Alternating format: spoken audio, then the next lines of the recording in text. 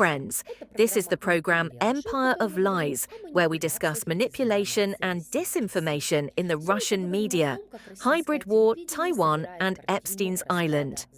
How Russian TV is assembling a picture of the collapse of the West.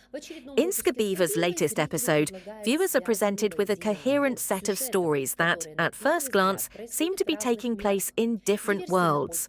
Sabotage on Polish railways, a diplomatic crisis between China and Japan over Taiwan, and the Epstein's Island scandal in the United States. But according to the logic of Russian propaganda, they all serve the same purpose: to portray the West as a place of chaos, moral decay, and irreversible escalation of conflicts, while emphasizing that Russia is not an object, but the main subject of this new reality. Poland as a forward front and a laboratory for hybrid warfare. In this story, Poland is presented as both victim and target. The report's author recounts Western stories about Russian hybrid attacks, railroad sabotage, drones flying over NATO convoys, suspected sabotage, shopping mall fires, package bombs, and threats to infrastructure. The key emphasis, however, is not on the factual nature of the investigations, but on the emotional side. New acts of sabotage are recorded almost every week. Everything is systematic. Poland is on the front lines of NATO's eastern flank. This creates the image of a country living in a state of permanent threat, where society is already preparing for war and the state for a harsh response.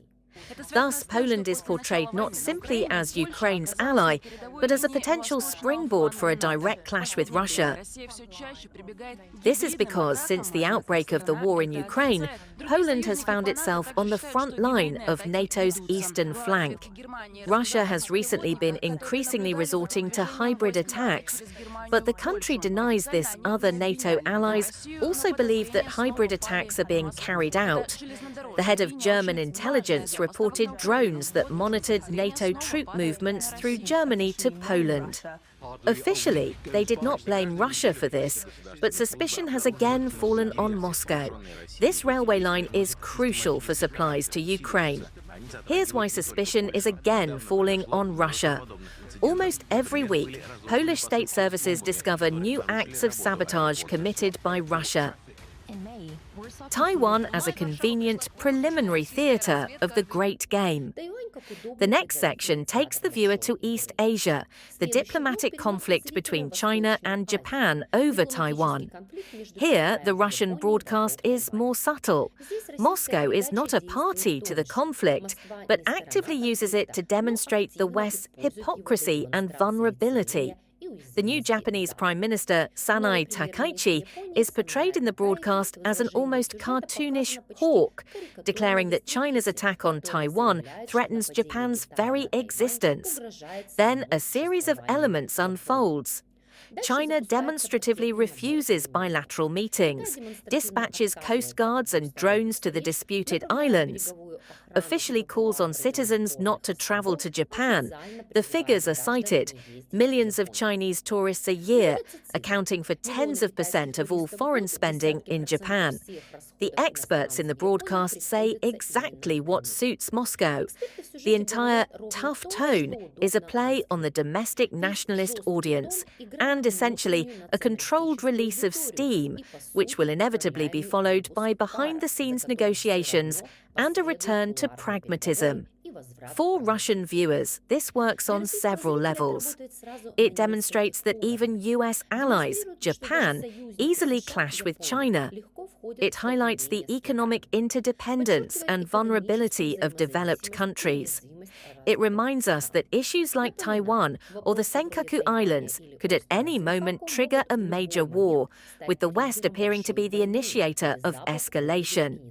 When these three narratives are brought together, Poland and sabotage, Taiwan and the Sino-Japanese crisis, the key point becomes clear.